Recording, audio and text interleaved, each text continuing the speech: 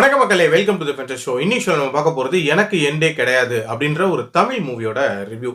இந்த படம் பார்த்தீங்கன்னா அமேசான் பிரைம் ஓடிடி ஆப்ல அவைலபிளா இருக்கு. இந்த படம் ஆல்ரெடி தியேட்டர்ஸ்ல ரிலீஸ் ஆன ஒரு படம். இப்பதான் ஓடிடிக்கு வந்திருக்கு.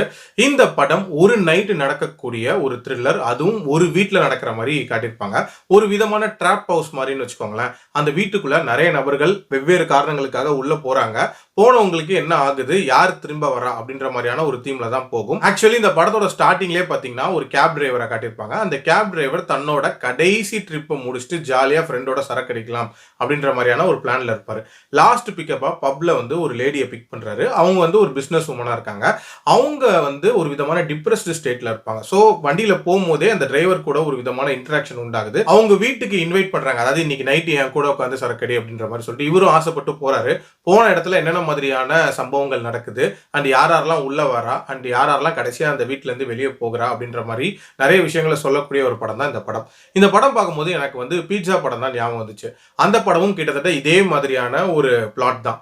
அதாவது ஒரு நைட்டு பீஸா டெலிவரி பண்றதுக்காக ஒரு வீட்டுக்குள்ள போவாங்க. போன இடத்துல அவருக்கு என்னென்ன மாதிரியான சம்பவங்கள் நடக்குதுன்ற மாதிரி கதை சொல்லியிருப்பாங்க. இந்த படமும் அதே மாதிரியான ஒரு கதைக்களம் தான். பட் அது ஒரு ஹாரர் மூவியா இருக்கும். இது வந்து ஒரு மர்டர் மிஸ்ட்ரி அப்படின்ற மாதிரி கொண்டு போயிருப்பாங்க. இந்த படத்துல நிறைய மர்மங்கள் அப்படின்றது படம் முழுக்கவே மெயின்டைன் பண்ணியிருப்பாங்க. ஃபர்ஸ்ட் ஆஃப் ஆல் அங்க உள்ள வர நபர்கள்லாம் யாரு அப்படின்ற ஒரு கொஸ்டின் இருக்கும். அண்ட் அவங்களோட பர்பஸ் என்ன அப்படின்ற மாதிரியான ஒரு கொஸ்டின் இருக்கும். அண்ட் அங்க உள்ள இருந்தவங்களுக்கு என்ன நடந்திருக்கும் அப்படின்ற மாதிரியான ஒரு கொஸ்டின் இருக்கும். இது மாதிரி நிறைய கொஸ்டின்ஸை பில்ட் பண்ணிட்டே போயிருப்பாங்க. டுவர்ட்ஸ் த எண்ட் தான் அதுக்கான ஆன்சர்ஸ் எல்லாமே சொல்லியிருப்பாங்க. அண்ட் ஆல்சோ அந்த கிளைமேக்ஸ்ல ஹீரோக்கு நடக்கக்கூடிய அந்த சம்பவம், அதை சம்மப் பண்ண விதம் அப்படின்றதுமே நீட்டா தான் இருந்துச்சு. ஆல்சோ இந்த கதை வந்து டியூரேஷன் வைஸ் பார்த்தீங்க அப்படின்னா லெஸ் தென் 2 ஹவர்ஸ்ல முடிஞ்சிடும். ஒரு குயிக் வாட்சாவே பார்த்துடலாம். படத்துல நிறைய இடங்கள் ரொம்பவே விறுவிறுப்பா நகர்ந்துச்சு. ஆனாலும் இந்த படத்துல ஒரு சில தொய்வான போர்ஷன்ஸ் அப்படின்றது இருக்கதான் செய்யுது. உதாரணத்துக்கு சொல்லணும் அப்படின்னா அந்த 3 நபர்கள் உள்ள வந்ததுக்கு அப்புறமாட்டு அங்க நடக்கக்கூடிய சில விஷயங்கள் கொஞ்சம் செயற்கைத்தனமா அமைச்சிருந்தாங்க. அதெல்லாமே கொஞ்சம் நேச்சுரலா கொண்டு போயிருக்கலாம்.